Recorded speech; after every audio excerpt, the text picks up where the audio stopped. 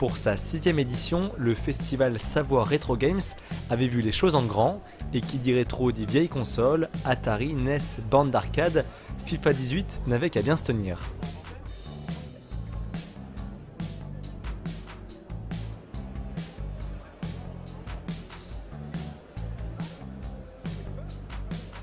Les jeux vidéo étaient à l'honneur sur pas mal de stands, avec notamment des anciennes cartouches, et les figurines Warhammer, les cartes Yu-Gi-Oh et Pokémon étaient aussi de sortie.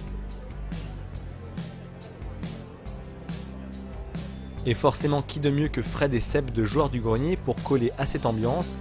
Ils ont pu enchaîner les dédicaces, conférences et rencontres privilégiées avec leurs fans. D'autres youtubeurs étaient également présents comme Superflame, qui s'est fait connaître grâce à ses imitations. En fait, moi, je vois l'imitation non pas comme une autre voix, mais comme une extension de sa propre voix, une modulation de ta voix de base. Et du coup, ce que je fais, c'est que quand je veux imiter une voix, déjà, je sais de base si je vais y arriver facilement ou pas. À l'oreille, je peux savoir si je peux imiter facilement une personne. Et ce que je fais, c'est que je me dis, bon, est-ce que c'est une voix qui est proche de ma voix de base ? Si oui, en général, j'arrive assez vite. Sinon, est-ce que c'est une voix qui est proche de ma voix, mais plutôt dans les graves ou plutôt dans les aigus ?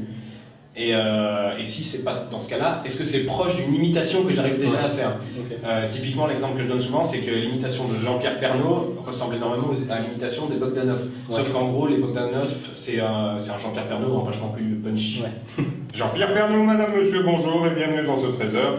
Le titre principal de ce journal, c'est la fête des Andelys, en Haute-Savoie.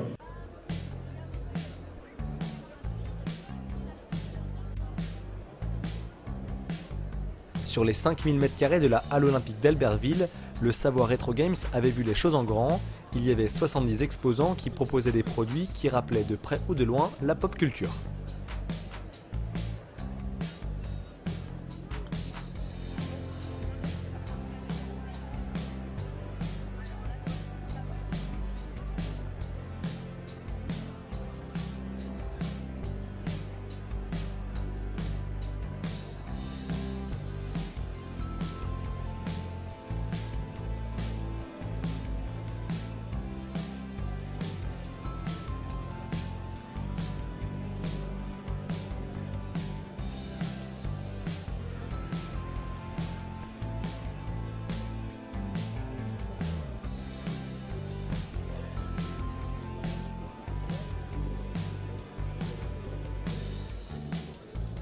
Une bonne partie de l'espace était dédiée aux cosplayers qui venaient partager leur passion et leurs astuces pour créer des costumes et présenter leurs plus belles pièces.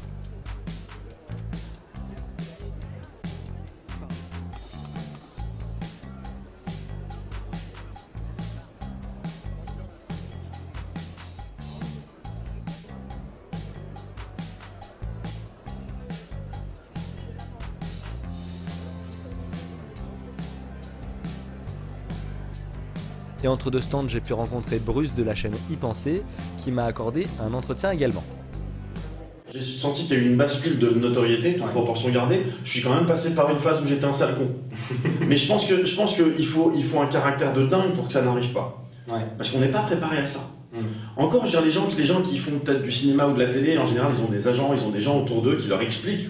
Nous, on est lâchés dans la nature, donc on passe, peut-être pas tous, hein, mais évidemment, mais moi je suis passé par une phase pendant quelques mois où j'étais totalement imbu de moi-même, c'est-à-dire que d'un coup je me retrouvais à faire la queue à la poste, j'étais limite à dire, mais attendez, pourquoi est-ce que je fais la queue Oh, j'ai pas que ça à faire, hein, ce qui est complètement con, hein, voilà. Et fort heureusement ça n'a pas duré très longtemps. Au final, 7000 personnes auront profité du festival et de ses nombreuses animations durant le week-end, avec une 7e édition qui devrait déjà être programmée pour l'année prochaine.